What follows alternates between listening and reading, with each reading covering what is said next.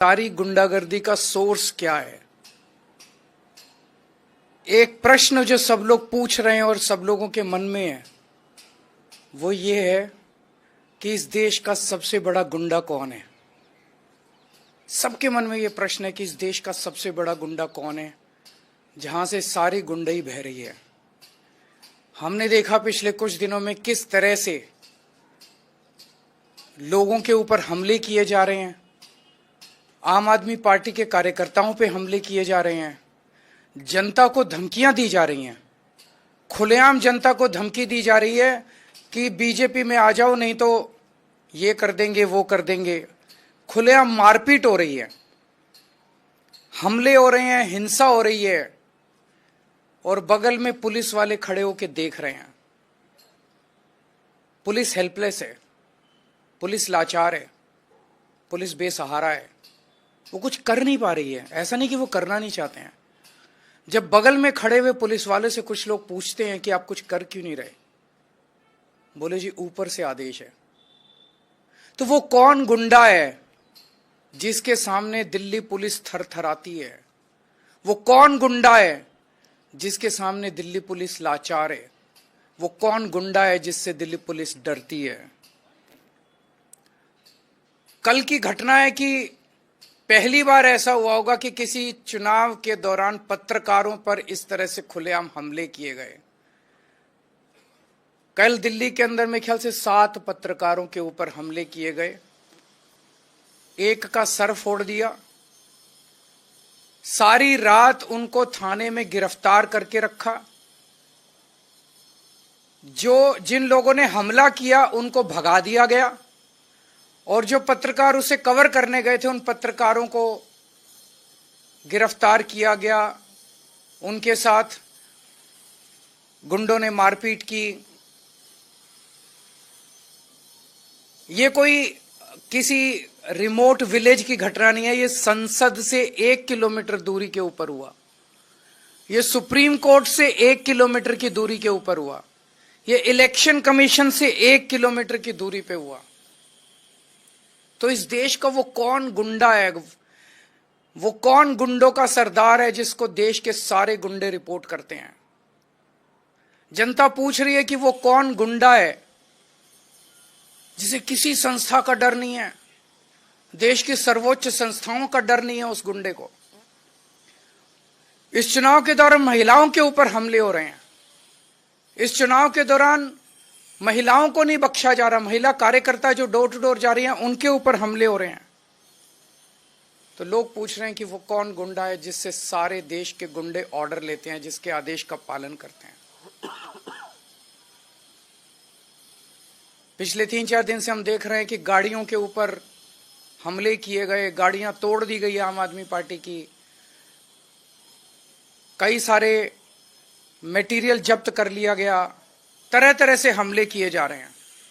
तो अब जनता ने मन बना लिया, बाकी सारी चीजें एक तरफ, इस बार इनकी गुंडई को हराना है। अब यह क्लियर हो गया है कि अगर डबल इंजन की सरकार आ गई है तो डबल इंजन कुचल देगा सब लोगों को, बख्शेगा नहीं।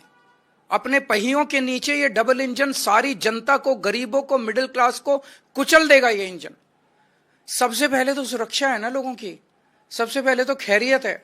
अगर अब खुद परिवार ही नहीं बचेंगे, उनके परिवार ही नहीं बचेंगे, उनको इस तरह से डराया जाएगा, फोन कर करके धमकाया जाएगा, तो बाकी सारी चीजें बेमानी हो जाती हैं।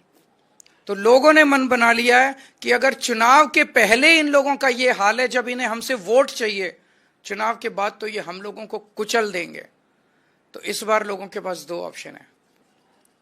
एक तरफ शरीफों की पार्टी है और एक तरफ खुलेआम गुंडागर्दी चल रही है। एक तरफ वोट देने से 25,000 रुपये महीने का फायदा है और दूसरी तरफ टोटल गुंडागर्दी है। इनके कई कैंडिडेट्स ऐसे हैं जो खुद माफिया हैं अपने अपने क्षेत्र के अंदर। अगर उनको वोट दे दिया तो एक तो देश का सबसे बड़ा गुंडा और उसके नीचे कई गुंडे, तो गुंडों का सरदार और सारे गुंडे मिलके दिल्ली वालों का क्या हाल करेंगे, ये सोचने वाली बात है। तो ये गुंडागर्दी दिल्ली बर्दाश्त नहीं करेगी, देश बर्दाश्त नहीं करने वाला। लोग शरीफ हैं, लोग शांति से जीना चाहते हैं। दूसरी बात जो सबके सामने आ रही है, हमारे देश के स्वतंत्रता सेनानियों ने बड़ी बड़ी कुर्बानियां देके देश को आजाद कराया। कई लोग फांसी चढ़ गए। वो इसलिए फांसी चढ़े थे कि देश में जनतंत्र होगा, देश में चुनाव कराए जाएंगे, चुनाव में जनता वोट डालेगी और वोट डाल के अपनी सरकार चुनेगी।